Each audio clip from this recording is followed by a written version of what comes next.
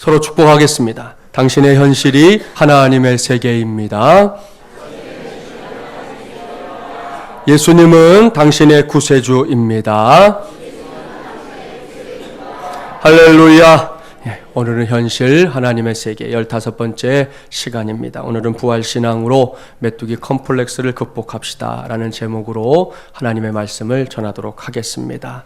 사랑하는 마중물려랑 가족 여러분, 우리는 요즘 이 부활의 계절을 살아가고 있습니다. 다 아시지요? 2000년 전 우리 주님 예수 그리스도께서 무덤의 문 활짝 여시고 죽음의 자리에서 부활하셔서 부활의 이 첫 열매가 되셨다는 사실 말입니다. 그 이후부터 오늘에 이르기까지 예수 그리스도의 부활은 온 세상을 구원하려 하시는 하나님의 이 구원 의지를 표현하는 가장 위대한 사건이 되었습니다. 그 놀랍고 경이로운 부활의 은총이 저와 여러분 또 우리 마중물예람 교회 위에 차고 넘치게 되기를 주님의 이름으로 간절히 축원합니다. 할렐루야. 부활주일에 이미 말씀드린 대로 예수 그리스도의 부활은 연례 행사에 불과한 하나의 기념일이 아닙니다. 아련하고 또한 흐릿한 추억거리도 아닙니다.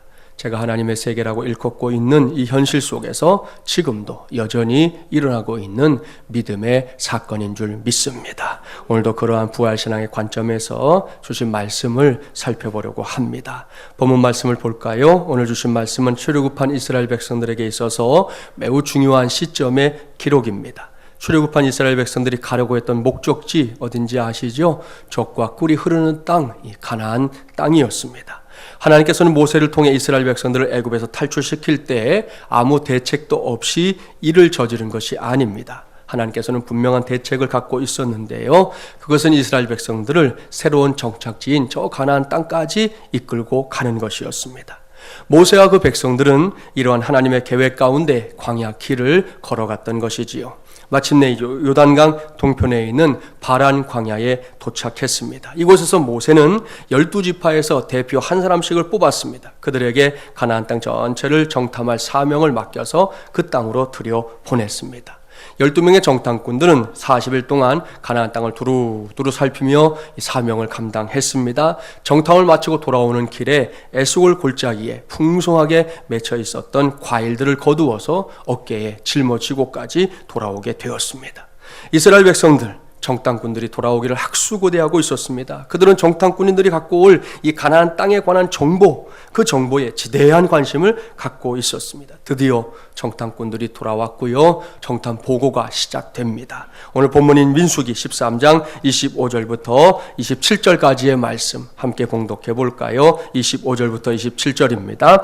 40일 동안 땅을 정탐하기를 마치고 돌아와 바란 광야 가데스에 이르러 모세와 아론과 이스라엘 자손의 온 회중에게 나와 그들에게 보고하고 그 땅의 과일을 보이고 모세에게 말하여 이르되 당신이 우리를 보낸 땅에 간즉 과연 그 땅에 젖과 꿀이 흐르는데 이것은 그 땅의 과일이니이다. 아멘. 할렐루야. 여기까지 정탐꾼들의 보고가 이어지자 정탐 보고만을 학수고대하던 이스라엘 백성들이 흥분하기 시작했습니다. 이스라엘 백성들이 애굽을 탈출하고 나서 걸어왔던 이 광야길 아시죠? 참으로 험난한 길이었습니다. 척박한 길이었습니다. 목마름, 배고픔을 자주 경험해야만 했던 그런 길이었습니다. 이젠 정말이지 어딘가에 정착해서 살고 싶은 마음이 아주 간절해졌습니다. 그런데 곧 그 꿈이 이루어지게 생긴 거지요. 그러니 얼마나 마음이 설렜겠습니까? 얼마나 흥분됐겠습니까? 정탐꾼들의 보고는 막 황홀하기까지 했습니다. 정탐꾼들이 어깨에 메고 온 그 땅의 과일들을 보니 그 땅이 얼마나 좋은 땅인지 충분히 짐작할 수 있었습니다. 그뿐이 아니죠. 정탐꾼들이 이구동성으로 말하잖아요. 우리가 가서 보니 가나안 땅은 과연 젖과 꿀이 흐르는 아름다운 땅이더라. 이것이 정탐꾼들의 보고였습니다. 그러나 이 모든 것은 정말이지 아주 잠깐이었습니다. 잠시 후 이스라엘 백성들의 얼굴에 수심이 가득 차게 됩니다. 왜입니까? 이어지는 정탐꾼들의 보고 때문입니다. 본문 28절, 29절 함께 봉독해 볼까요? 28절 29절입니다. 그러나 그 땅 거주민은 강하고 성읍은 견고하고 심이 클 뿐 아니라 거기서 아낙 자손을 보았으며 아말렉인은 남방 땅에 거주하고 헤딘과 여부스인과 아모리인은 산지에 거주하고 가나안인은 해변과 요단가에 거주하더이다. 여기서 그러나라는 접속사를 주목하십시오. 히브리어 성경에서는 에페스키라고 합니다. 이것은 앞에서 말했던 또 내용이 있잖아요. 그 내용에 대해서 매우 강력한 반대를 이야기할 때 사용하는 단어입니다. 그러니까 이런 거예요. 보세요. 당신이 우리를 보낸 땅에 가보니 그 땅은 과연 젖과 꿀이 흐르는 땅이라고 할 만큼 비옥하고 아름다운 땅이었습니다. 보십시오. 이것이 그 땅의 과일입니다. 이렇게 말할 때까지만 해도 이스라엘 백성들 모두가 기대감으로 들떠 있었다는 거예요. 그런데 에페스키라는 말을 들으면서 이스라엘 백성들이 두려움을 느끼기 시작합니다. 당시 가나안 땅을 정탐하러 들어갔던 12명 가운데 무려 10명이 에페스키의 보고를 하고 있는 것이죠. 다 좋다는 겁니다. 가나안 땅 자체의 환경이나 여건은 그야말로 젖과 꿀이 흐르는 땅이라는 별명을 붙일 만큼 좋다는 겁니다. 거기서 모든 정탐 보고가 끝났다면 얼마나 좋았겠어요. 하지만 저들의 보고는 그 다음으로 이어집니다. 에페스키, 그러나 그 땅에 현재 살고 있는 사람들이 매우 강한 사람들이고 그들의 성읍은 견고하고 힘이 크기 때문에 우리가 그 땅을 차지한다고 하는 거 하늘의 별을 따는 것만큼이나 어려운 일이다. 그렇게 말하고 있는 거예요. 이들의 보고는 조금 전 가나안 땅에 대한 기대감으로 부풀어 올랐던 이스라엘 백성들의 마음에 찬물을 확 끼얹는 것과 다를 바 없었습니다. 얼마나 안타까운 일입니까? 여기까지만 봐도요, 안타깝고 답답한 일인데 32절, 33절로 가보면 그들이 진짜 이 카운터 펀치를 날리고 있어요. 32절, 33절 봉독해 볼까요? 이스라엘 자손 앞에서 그 정탐한 땅을 악평하여 이르되 우리가 두루 다니며 정탐한 땅은 그 거주민을 삼키는 땅이요 거기서 본 모든 백성은 신장이 장대한 자들이며 거기서 네피림 후손인 아낙 자손의 거인들을 보았나니 우리는 스스로 보기에도 메뚜기 같으니 그들이 보기에도 그와 같았을 것이니라. 아하, 여러분 보세요. 10명의 정탐꾼들이 아예 마음을 먹은 것 같아요. 가나안 땅에 대한 평가를 이제 악평으로 바꾸기로 말입니다. 거기서 거인족 속 네피림 후손들을 보았다는 겁니다. 네피림은 노아 시대부터 명성을 떨치던 포악한 거인족을 가리킵니다. 이들은 정복과 수탈을 일삼던 매우 난폭한 무리들이었습니다. 가나안 땅에 거주하는 그 아낙 자손들을 보고는 정탐꾼들이 그들의 외모를 보고 겁을 집어먹은 모습으로 지금 그들이 마치 네피림 후손처럼 그렇게 잔혹한 사람들이다라고 말하고 있는 것이죠. 그리고 하는 말이 뭡니까? 우리는 스스로 보기에도 메뚜기 같았다. 사랑하는 마중물려란 가족 여러분, 오늘은 이 말씀에 집중해 주기 바랍니다. 저는 여기서 저와 여러분이 이 부활의 계절에 부활신앙으로 반드시 극복해야 할 것이 있음을 보았습니다. 그것은 말씀의 제목에 소개한 대로 메뚜기 컴플렉스입니다. 부활신앙으로 메뚜기 컴플렉스를 극복합시다. 이것이 부활절 세 번째 주일인 오늘 우리 모두가 해결해야 할 과제라는 말씀입니다. 컴플렉스가 무엇입니까? 이것은 저나 여러분이 자주 듣기도 하고 혹은 사용하기도 하는 말 가운데 하나잖아요. 그게 뭐냐는 거예요. 이 컴플렉스라는 용어는 정신분석학자였던 칼 융이라고 하는 사람이 제일 처음으로 사용한 말인데요. 그의 주장에 따르면 컴플렉스라는 게 뭐냐? 우리의 의식 말고 무의식 속에 억압되어 있는 이 심리의 표출이다. 그렇게 표현했습니다. 쉽게 말하면 무엇이든 질에 겁먹거나 회피하고 숨으려고만 하는 이 마음 상태라고 말할 수 있습니다. 가나안 땅을 정탐하러 다녀온 사람들 가운데 10명이 이러한 컴플렉스를 드러내고 있는 겁니다. 성경을 잘 보세요. 누가 뭐라고 한 게 아니에요. 아낙 자손들이 정탐꾼들을 보면서 야야야야야 너희들 메뚜기 같구나 그렇게 말하지 않았다는 거예요. 그들은 아무 말도 아무런 표현도 하지 않았어요. 그런데 스스로 생각했다는 겁니다. 우리는 스스로 보기에도 메뚜기 같았다. 사랑하는 여러분, 저는 오늘 이러한 태도, 이러한 생각을 메뚜기 컴플렉스라고 부르려고 합니다. 이 시간에 이 말씀을 우리 안으로, 아니 내 안으로 끌고 와서 한번 보십시오. 나에게는 메뚜기 컴플렉스가 없는가? 저는 오늘 여러분과 함께 이것을 점검해 보려고 합니다. 목회를 하면서 보면 의외로 많은 사람들에게서 이 메뚜기 컴플렉스를 발견하곤 합니다. 청소년들이나 젊은이들의 경우 공부를 못하기 때문에 생긴 열등감 컴플렉스로부터 시작해서 삼류대학 컴플렉스, 가난한 집안 컴플렉스, 성품과 관련된 컴플렉스, 또 요즘은 이 외모 컴플렉스 등등 가정 컴플렉스에 시달리며 사는 사람들을 보거나 만날 때가 있어요. 장년들도 다르지 않습니다. 오늘 저는 이런 사람들을 메뚜기 컴플렉스를 가진 사람들이라고 부르려고 하는 겁니다. 그렇다면 이 메뚜기 컴플렉스를 가지고 있는 사람들의 대표적인 특징이 뭐냐? 그것은 쉽게 주눅이 든다는 거예요. 누가 특별히 뭐라고 해서가 아닙니다. 아무 말도 하질 않았는데, 듣지도 않았는데 남이 할 말까지 혼자 다 생각하면서 스스로 주눅이 드는 거죠. 또한 아직 된 일이 아니에요. 그럼에도 불구하고 그것을 바로 코앞까지 끌어다가 고민하고 낙심에 빠질 때가 있습니다.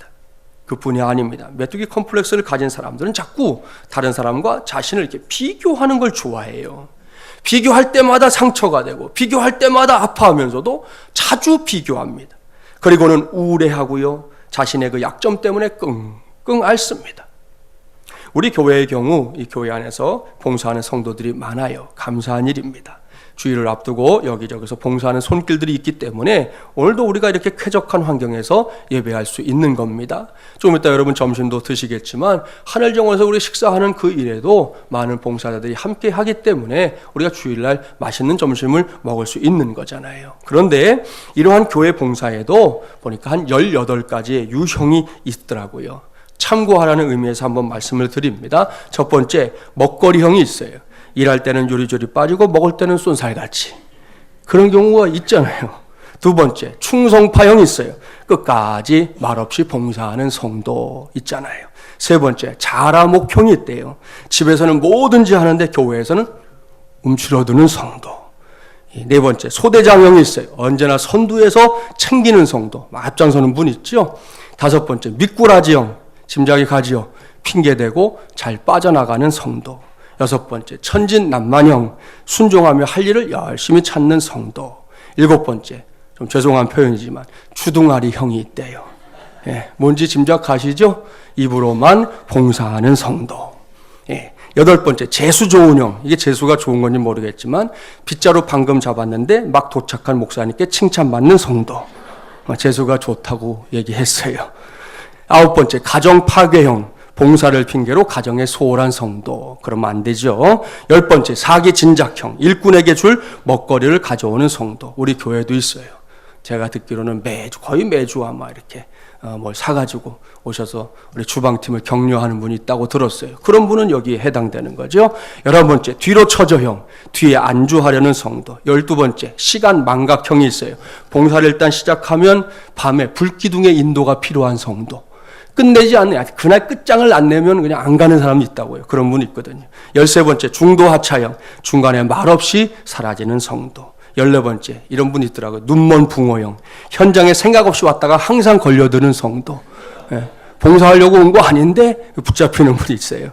15번째, 마르다형. 간식과 식사를 준비하여 즐겁게 하는 성도 있어요. 16번째, 엔돌핀 공급형. 일보다 옆에서 즐겁게 웃겨주는 성도. 일하는 것보다 분위기 잡아주는 분 있죠. 17번째, 공구류 상가형. 필요한 자재 공구를 챙겨주는 성도. 우리 교회도 있어요. 18번째, 이런 분 꼭 있죠. 먹을 복 없는 형. 간식 먹을 때마다 본의 아니게 항상 빠지게 되는 성도. 그런 분들이 있다는 거예요. 어떻습니까?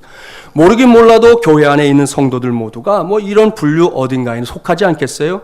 이러한 분류에 따르면 다른 사람들이 볼 때는 조금은 이게 얄미운 스타일도 있습니다. 그런데 여러분, 봉사한다는 것이 어디 쉬운 일입니까? 그리고 처음부터 모범적으로 봉사하는 사람이 얼마나 될까요?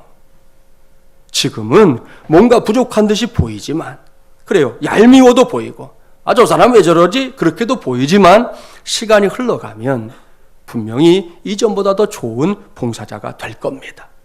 이렇게 생각해 보면 우리 중에 정말이지 필요 없는 사람은 단 한 사람도 없다는 거예요. 모두가 필요합니다. 모두가 동역해야 합니다.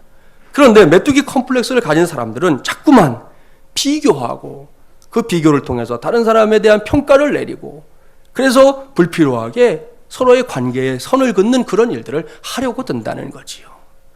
엊그제 금요 333 기도회 시간에도 말씀드렸지만 그저 상대방을 존중해주면 될 일입니다. 앞서 누군가가 해놓은 것이 있으면, 먼저 이루어 놓은 것이 있으면 그것을 귀하게 여겨주면 될 일이에요. 인정해주고 고마운 마음 갖고 표현하면 되는 겁니다. 그런데 굳이 내가 더 잘하는 것이 있다고, 혹은 때로는 또 내가 더 못하는 것까지 비교하는 거예요. 그러다가 문제를 만드는 경우들이 왕왕 있습니다.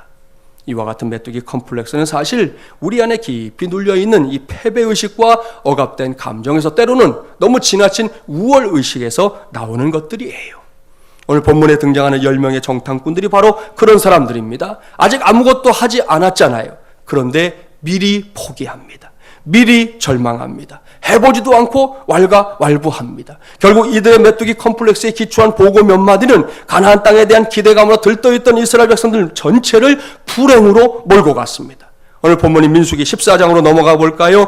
1절부터 3절까지의 말씀 함께 봉독합니다. 1절부터 3절입니다. 온 회중이 소리를 높여 부르짖으며 백성이 밤새도록 통곡하였더라. 이스라엘 자손이 다 모세와 아론을 원망하며 온 회중이 그들에게 이르되 우리가 애굽 땅에서 죽었거나 이 광야에서 죽었으면 좋았을 것을 어찌하여 여호와가 우리를 그 땅으로 인도하여 칼에 쓰러지게 하려 하는가? 우리 저자가 사로잡히리니 애굽으로 돌아가는 것이 낫지 아니하랴. 여러분 보십시오. 이스라엘 백성들이 울고 있습니다.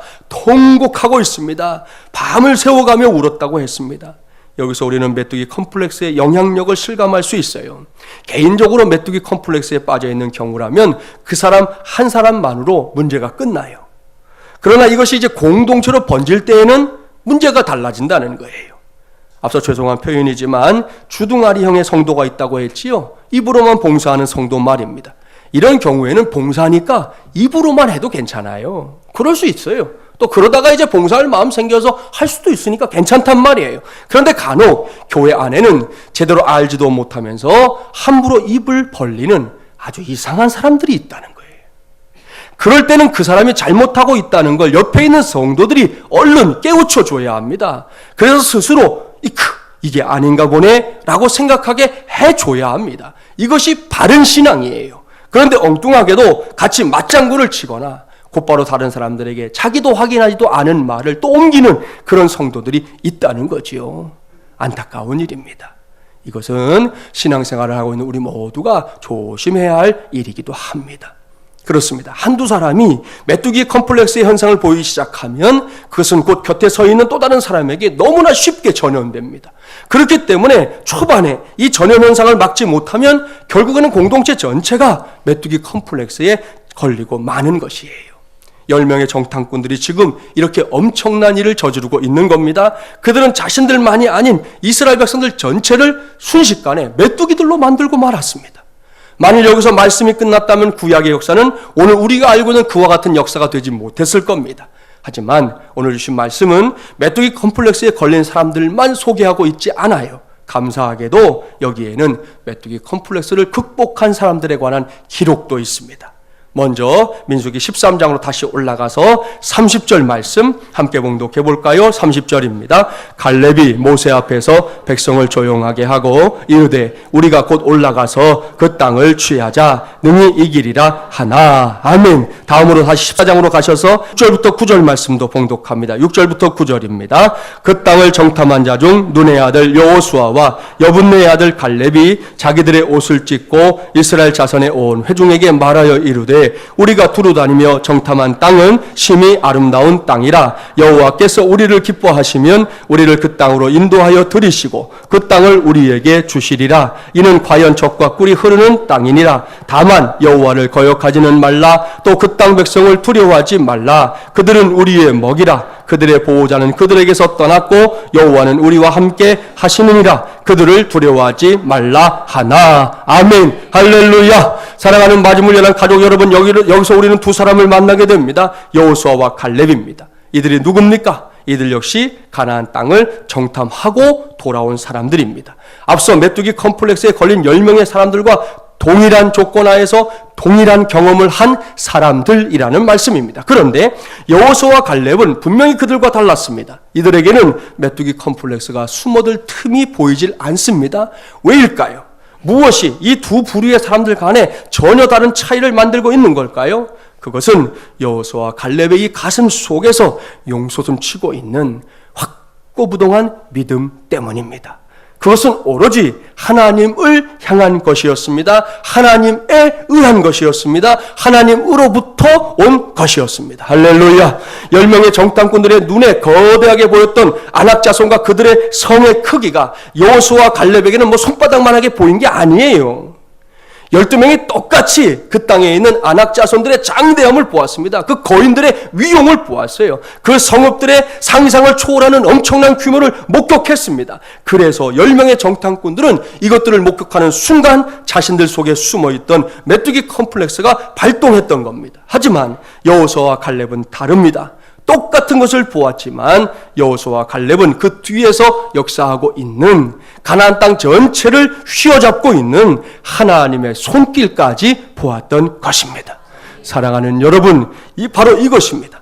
이것이 여호수아와 갈렙이 메뚜기 컴플렉스에 걸리지 않을 수 있었던 궁극적인 이유입니다. 메뚜기 컴플렉스에 걸리는 것이 다 무엇입니까? 이 두 사람은 도리어 지나치게 용감해요. 당장이라도 물불을 가리지 않고 어디든 뛰어들 태세입니다. 그들이 했던 고백들을 보세요. 우리가 곧 올라가서 그 땅을 취하자 능히 이기리라. 여호와께서 우리를 기뻐하시면 우리를 그 땅으로 인도하여 들이시고 그 땅을 우리에게 주시리라. 여호와를 거역하지 말라. 또 그 땅 백성을 두려워하지도 말라. 그들은 우리의 먹이라. 그들의 보호자는 그들에게서 떠났고 여호와는 우리와 함께 하시느니라. 정말이지 눈에 뵈는 것이 없는 사람들 같아요. 맞는 말입니다. 이들은 지금 뵈는 게 없습니다. 오로지 저들의 눈에는 하나님만 보일 뿐입니다. 하나님의 능력, 하나님의 은혜, 하나님의 약속, 하나님의 신실하심만이 보일 뿐입니다. 그러니 저들이 메뚜기 컴플렉스에 걸릴 수 있겠습니까? 어림도 없습니다. 결코 그럴 수 없었습니다. 여기까지 말씀을 준비하다가 언젠가 TV를 통해 봤던 광고 카피가 하나 이렇게 문득 떠올랐어요. 그래서 찾아봤습니다. 잠깐 광고 보고 가실게요. 보겠습니다.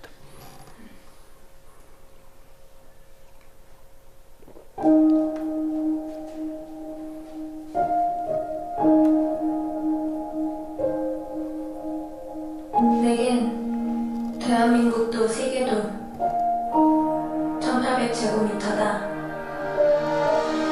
난 단 한 번도 대한민국을 작은 나라라고 생각해 본 적이 없다.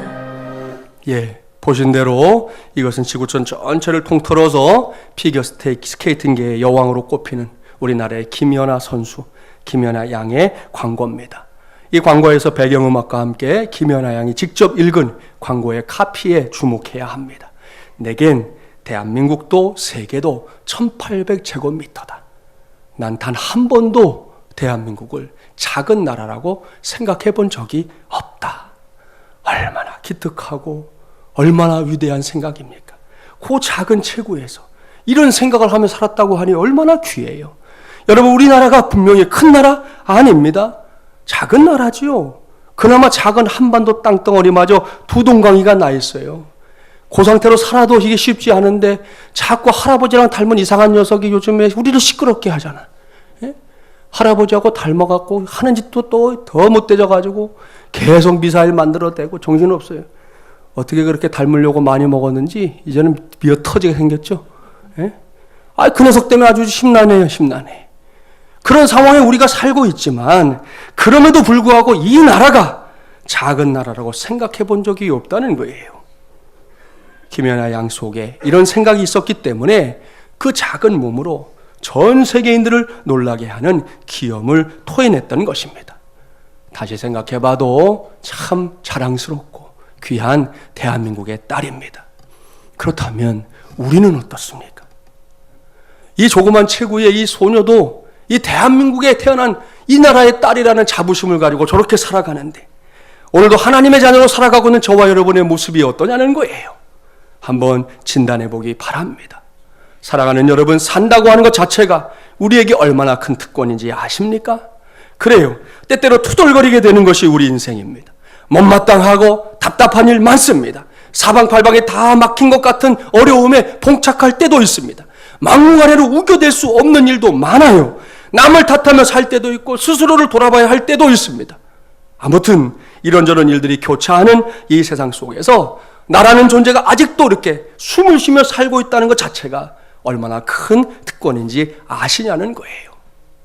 내가 살고 싶다 해서 살 수 있는 인생이 아닙니다. 그렇습니다. 인간의 생사화복은 우리의 선택사항이 아니잖아요. 하나님 편에서 주신 기회일 뿐입니다. 저와 여러분 모두가 오늘도 새로운 하루를 시작했는데요. 이렇게 주어진 오늘이라는 시간, 이것은 아무 의미 없이 지금 나를 찾아와 있는 것이 아닙니다. 철저하게 하나님께서 허락하신 복임을 우리 모두가 믿어야 할 줄 믿습니다. 그렇게 주어진 이 인생을, 이 소중한 시간들을, 이 생명을 여러분 메뚜기 컴플렉스와 씨름하느라고 낭비하면 되겠냐는 거예요. 우리는 정답을 알고 있습니다. 그러면 안 된다는 것 말입니다. 그렇습니다. 이를 기억하고 여러분에게 질문해 볼까요? 혹 우리 가운데 메뚜기 컴플렉스가 있는 성도가 있습니까? 누구든지 이런 컴플렉스에 시달리는 동안 결코 잊지 말아야 할 것이 하나 있어요. 그것은 이러한 컴플렉스가 기본적으로 누구에게나 다 이렇게 잠재되어 있다는 거예요.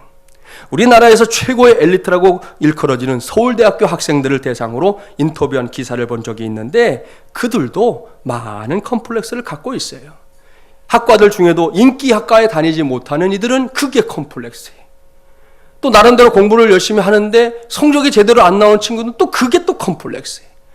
하여튼 그 안에 있는 친구들은 이런 종류의 컴플렉스가 없을 것 같지만 서울대에 다니는 친구들마저도 다 컴플렉스가 있다는 거예요. 전혀 의외의 결과잖아요. 결국은 우리 모두에게 잠재되어 있다는 거 우리가 인정해야 된다는 겁니다. 꿈이 있는 교회를 심호하는 하정환 목사님께서 한때 자신도 이런 컴플렉스에 시달렸던 적이 있었음을 이 크리스천 컴플렉스라는 자신의 저서에서 고백하고 있습니다. 그 컴플렉스를 해결하게 된 과정을 소개하는데요. 일부만 읽어드릴게요. 그러나 언제부터인가 내 안에 있던 컴플렉스들이 자취를 감추기 시작했습니다. 서울대학교를 다닌 것은 아니지만 열등감 컴플렉스도 없어졌고 어머님이 돌아가시면서 남겨준 얼마의 재산이 전부였는데 지금은 그나마도 없어 처갓집에 살고 있지만 가난함으로 인한 컴플렉스도 갖고 있지 않습니다. 결국 컴플렉스의 문제는 태도의 문제라고 생각합니다. 내 안에서 이루어진 태도의 전환이 컴플렉스에서 벗어나게 했다는 말입니다. 이 태도의 전환은 예수 그리스도가 나를 통치함으로 이루어지는 세계관의 변화에서 시작되었습니다. 나를 세상 어떤 것보다도 사랑하신다는 사랑에 대한 확신과 체험 그리고 확인이 변화의 시작이었습니다. 내가 어떤 모습으로 존재하더라도 그 모습 그대로를 용납하시고 사랑하신다는 사실이 저를 행복하게 만든 것입니다. 할렐루야. 그렇습니다. 여기에 해답이 있어요. 지금의 나를 어떻게 보고 어떻게 이해하느냐. 이것이 바로 우리의 삶을 바꿀 수 있는 가장 중요한 믿음의 열쇠입니다. 한번 해볼까요? 지금 당장 다른 그 무엇이 아니라 믿음 안에서 여러분 자신을 좀 살펴보십시오. 하나님의 눈으로 나를 보는 훈련을 좀 하셔야 돼요. 내 눈으로 나를 보는 것도 완전하지 못해요. 내가 나를 봐도 불평스러운 게 얼마나 많은데요. 저도 그렇고 여러분도 그래요. 철저하게 하나님의 눈으로 나를 보십시오. 예수 그리스도의 기대감으로 나를 보라는 것이죠.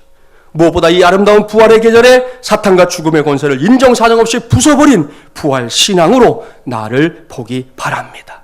그때 우리는 메뚜기 컴플렉스를 극복할 수 있을 줄 믿습니다. 부활 신앙으로 메뚜기 컴플렉스를 극복합시다라는 이 말씀의 역사를 기꺼이 나의 말씀으로 받게 될 줄 믿습니다. 그런 의미에서 어깨부터 펴세요. 잊지 마세요.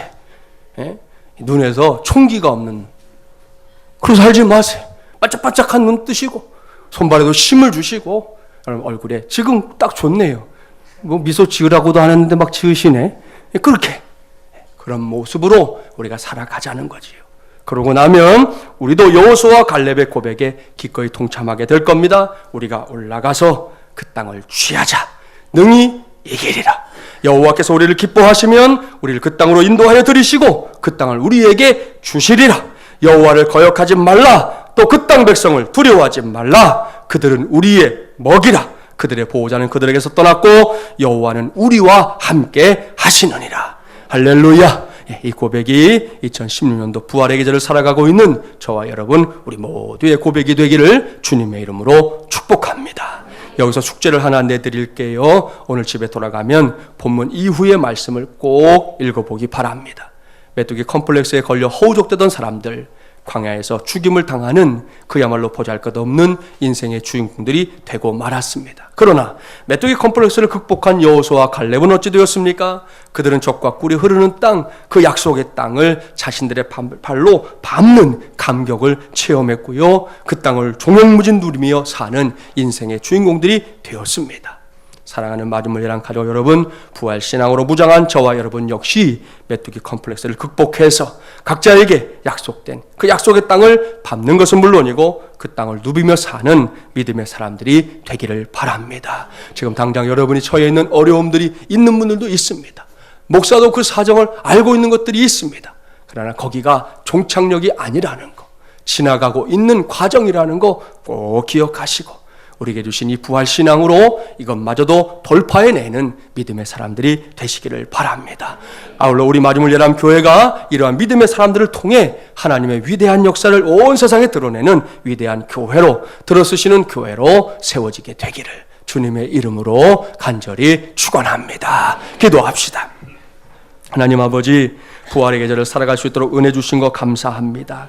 오늘 우리의 현실 속에는 여전히 어려움들이 또 문제가 난관이 있습니다. 하나님, 그럼에도 불구하고 오늘 우리에게 주신 말씀 붙잡습니다. 우리는 부활신앙으로 살아가는 사람들입니다. 죽음의 권세, 사단의 권세, 무덤의 권세까지 깨뜨리신 우리 주님께서 우리에게 허락하신 이 부활신앙으로 우리 모두가 메뚜기 컴플렉스를 극복하게 하여 주시옵소서. 세상 살다 보면 예기치 못한 일들 만납니다. 어려운 일들 만납니다. 내 능력 범위를 벗어나는 일들 만납니다. 그럴 때 울며 불며 하는 것은 누구나 할 수 있는 일이지만 우리는 그러할 때조차도 우리 하나님 앞에서 믿음의 선택을 할 수 있는 하나님의 종들이 되게 하여 주시옵소서. 특별히 부활의 계절에 부활신앙으로 나를 살피게 하시고 내가 놓여 있는 형편들을 살피게 하시고 내가 붙잡고 있는 문제들을 살피게 하여 주시옵소서. 거기에서 진정한 승리, 전국의 승리를 이루시는 주님의 능력을 바라볼 수 있도록 역사하여 주시옵소서. 여호수아 갈렙처럼 문제가 되어 있는 이 안악자손들과 그들의 성곽을 보는 것이 아니라